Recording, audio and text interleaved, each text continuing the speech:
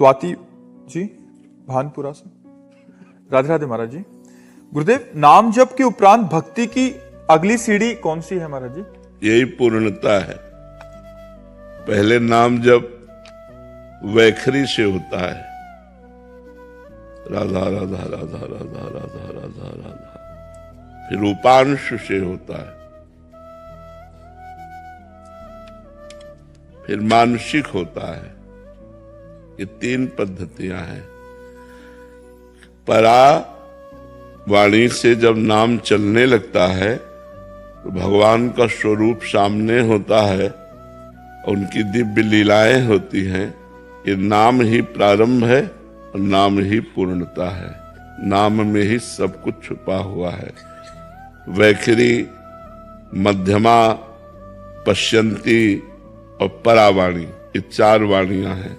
जब परावाणी से नाम चलने लगता है, और जिसे कहते रोम रोम और रग रग बोले, तब कछ स्वाद नाम को पावे। नस नाड़ियों तक में नाम समा जाता है। शरीर परम पवित्र हो जाता है, हृदय परम पवित्र हो जाता है, स्वभाव परम पवित्र हो जाता है और वो भगवत स्वरूप हो जाता है।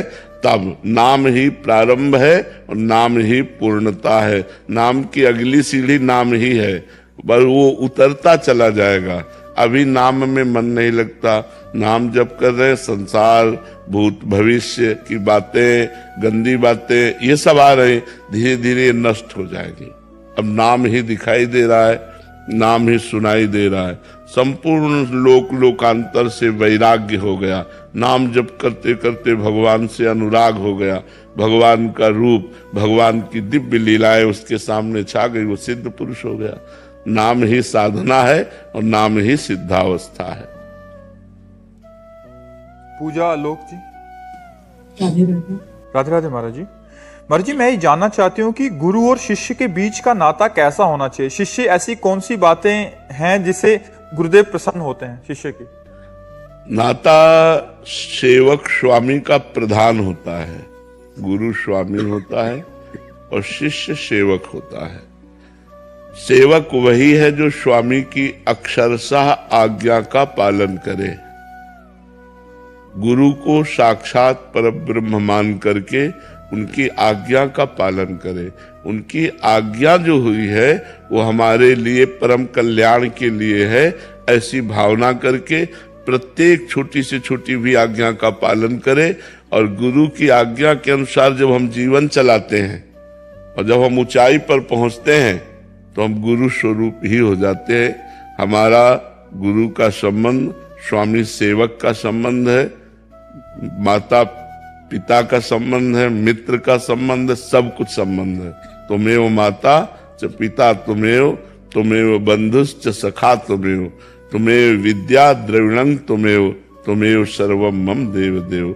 सर्वदेव गुरुदेव, हमारी संपत्ति गुरुदेव, हमारी माता गुरुदेव, हमारे पिता गुरुदेव, हमारे सखा गुरुदेव। गुरुदेव, अब जैसे ये लोग सब हमारे पास रहते हैं तो कभी हंसी खेल होता है तो हम साथी हंसते भी हैं, विनोद भी हो रहा है तो हम सखा भाव में उस समय हंसी विनोद भी करते हैं।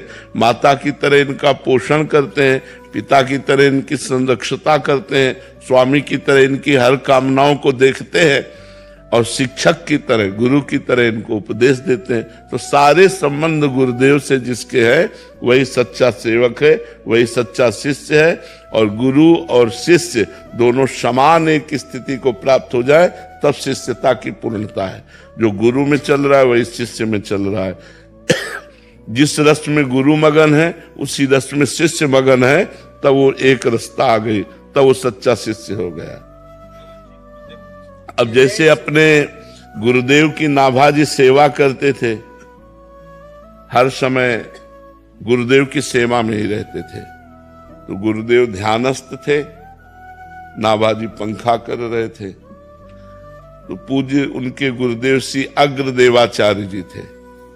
तो अग्रदेवाचार्य जी के किसी शिष्य का जहाज जो है वो भंवर में फंस गया समुद्र में। अब ये हुआ कि तो डूब जाएगा, तो उन्होंने पुकारा, गुरुदेव गुरुदेव गुरुदेव रक्षा करो। तो अग्रदेवाचार्य जी सियाराम जी को माला पहनाने जा रहे थे बस अचानक एकदम वो पुकार, एकदम चिंतन खिंचा तो माला ऐसे, तो नाभाजी पंखा में से हवा कर रहे थे, उन्होंने ऐसे कर दिया और गुरुजी से मानसिक स्थिति में जाके कहा कि आप माला पहनाइए। जो हमारे गुरु भाई का जहाज अटक गया था वो तो निकल गया।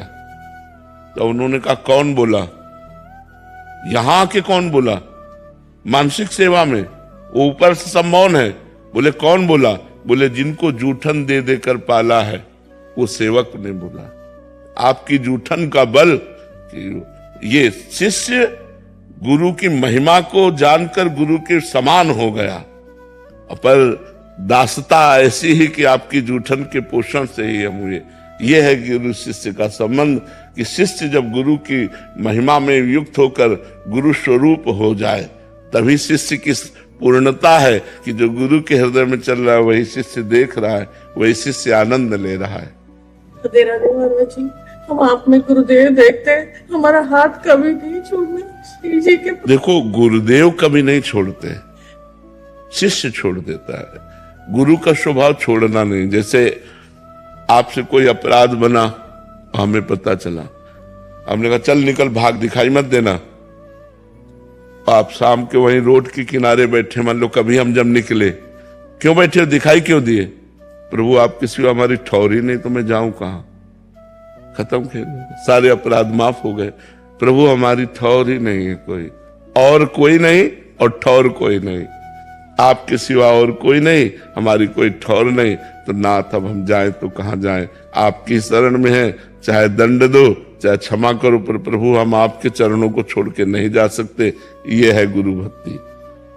गुरु कभी नहीं छोड़ते, आप लोग ही गुरु को छोड़ देते, उनकी आज्ञा का उल्लंघन करके मनमानी आचरण करते हैं। गुरु कभी नहीं छोड़ते। गुरु का बड़ा उदार हृदय होता है। जो परब्रह्म परमात्मा को दे दें आपकी गोद में, वो गुरु नाराज कैसे हो सकते हैं। वो आपको सुधारने के लिए नाराज का नाटक कर सकते हैं। तो आपकी निष्ठा होनी चाहिए कि गुरुदेव को छोड़कर ये मारे या प्यार करें, गुरुदेव को छोड़कर और हमारी कोई गति नहीं। पवन जी, जय जय श्री हरिवंश। जय हरिवंश महाराज जी। महाराज जी, क्या गुरु की आज्ञा में रहना ही सर्वोपरि साधन है? क्या केवल नाम जप में सारी मेहनत लगा दें करने में? तो गुरु की यही तो आज्ञा है, गुरु की यही तो आज्ञा है। भगवान के चिंतन में मेहनत लगा दो, यही गुरु की सर्वोपरि आज्ञा है। जितना भजन करोगे उतना गुरु प्रसन्न होंगे, गुरु प्रसन्न होंगे, इष्ट अनुकूल हो जाएंगे, सारी बात लगी।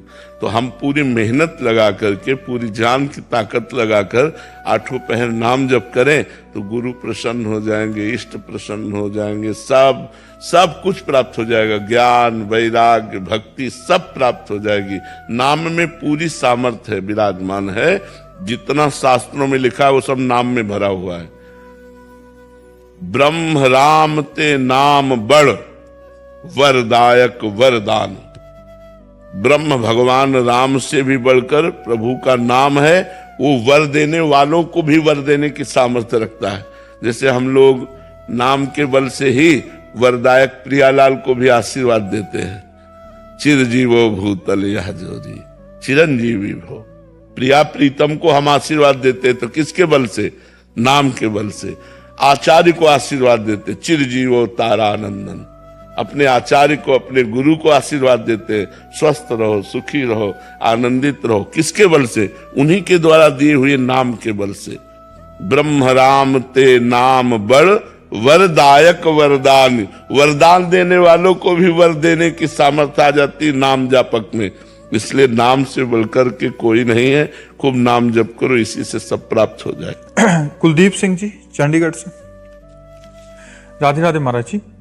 महाराज जी, इस अंतिम पड़ाव में गुरुवाणी के शब्द हैं, जप तप संयम धर्म ना कमाया, सेवा साध ना जानिए हरि राया, कहू नानक हम नीच कर्मा, शरण परे की राखो शर्मा। महाराज जी, याद करके बहुत पछताता हूं, कृपया मार्गदर्शन करें कि बची हुई सांसों को कैसे संभालूं। नानक साहब तो बता तो दिए ना, शरण गए की शरण परे की राखो शर्मा। हाँ, आपकी शरण में इस बात को आप देखिए। मेरे से तो न साधु सेवा बनी, न मेरा भजन बना, हे नाथ बस मैं आपकी शरण में हूं, इस बात की लाज रख लीजिए कि मैं आपकी शरण में। ये खास बात है, जब जीव हृदय से भगवान की शरणागति हो जाता है तो सारी जिम्मेवारी भगवान स्वीकार कर लेते हैं। हमें चाहिए मन वचन और कर्म से अब जब से जागृत हुए तो हम अपने गुरुवाणी की शरण में हो जाएं, हम अपने वाहे गुरु की शरण में हो जाएं, परमात्मा की शरण में हो जाएं, अकाल पुरुष की शरण में हो जाएं, जिससे हमारा काम बन जाए। शरणागति हृदय से होती है। ये आर्त भाव है कि न मेरे से कोई जप तप बना, ना मेरे से साधु सेवा बनी, अब तो प्रभु मेरा जीवन व्यर्थ ही है, मैं आपकी शरण में हूं। हे वाहेगुरु, हे परमात्मा, आप खुद शर्मा, मतलब आप खुद इस बात की लाज रखो कि मैं आपकी शरण में हूं, अब मेरी गति और दुर्गति आपके हाथ में है। संगीता जी दिल्ली से, श्री हरिवंश महाराज जी मेरा ये पापी मन ना तो वाणी पाठ में लगता है, ना ही माला जप में लगता है, श्री जी की सेवा में तो बिल्कुल नहीं लगता। ये बस सांसारिक राग द्वेष प्रपंच और भोगों में ही भटकता रहता है। इस पापी मन, हम देखो मन को एक कोष करके अपने को छूट दे रहे हैं, गलत बात है। अगर आप केवल मन को कोसेंगे और अपने को छूट दे देंगी तो दुर्गति हो जाएगी। हम बोले राधा, बोलो राधा राधा राधा राधा, क्या करेगा मन, क्या करेगा मन? अब जब हम राधा राधा राधा की रट लगा रहे हैं तो हमारा मन क्या करेगा? अपने आप पवित्र हो जाएगा, अपने आप ठीक हो जाएगा। अब हम कहें कि मन से नाम जप हो तो सिद्धों का होता है, मन से नाम जप सिद्धों का होता है। साधकों को नाम जप वाणी से करना होता है, इसलिए वाणी से खूब नाम जप करो। अब मन लगे न लगे, नाम जप चल रहा है वाणी में, आपका परम कल्याण हो जाएगा। देखो मन की चक्कर में मत फंसो, अगर मन की चक्कर में फंसोगे तो दुर्गति कर देगा ये। हमको नाम पकड़ना, जबरदस्ती पकड़ना, नियम पूर्वक जपना। इसीलिए हम काउंटर को बहुत अच्छा समझते हैं। जो काउंटर आज लग चला है आधुनिक ना, कि भाई आज हमने 10,000 नाम जप किया, आज हमने 12,000 नाम जप किया, आज हमने 50,000 नाम जप किया। करना चाहिए, इससे उत्साह बढ़ता है। और कैसे भी हो, नाम तो जिह्वा से चल रहा है ना, इसलिए तुम्हारा परम मंगल हो जाएगा। काउंटर आज ये बहुत उत्साह पैदा करते हैं कि आज हमने इतना नाम जप किया, आज हमने इतना नाम जप किया। इसलिए करना चाहिए, सबको करना चाहिए। 5,000 नाम रोज जपना शुरू कीजिए, फिर आगे बढ़िए। शुरू करेंगी? हाँ, ऐसे राधा राधा राधा राधा राधा राधा राधा राधा 5,000 बार राधा राधा को मन लगे न लगे, फिर आप देखो कैसा आनंद आने लगेगा धीरे धीरे। सुमन जी पंजाब से, महाराज जी दुख में भजन छूट जाता है तो महाराज जी ऐसे में कैसे?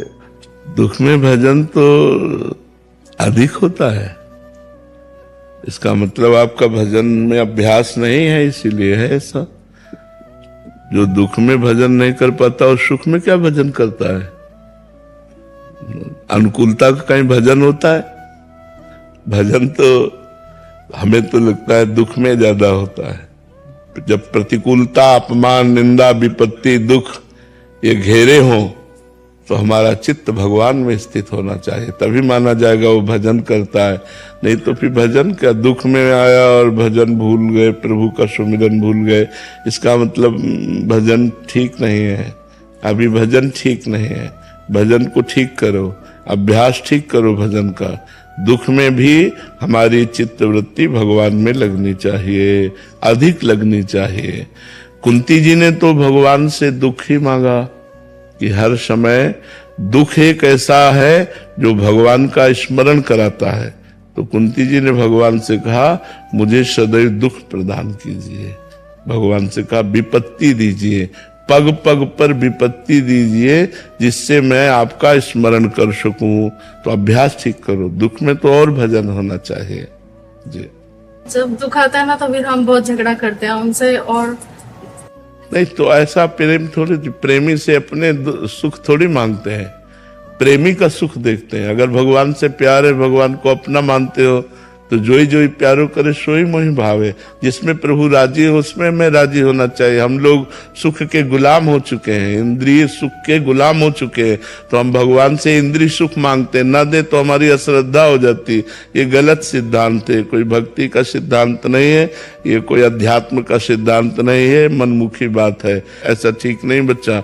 मनुष्य जीवन इसलिए नहीं मिला है, मनुष्य जीवन मिला है दुख सुख में सम होकर भगवान का भजन किया जाए। भगवान से प्रार्थना की जाए, इतनी प्रार्थना तो की जा सकती, नाथ दुख में हमको दुख सहने की सामर्थ्य दो और सुख में दूसरों को सुख प्रदान करने की भावना दो।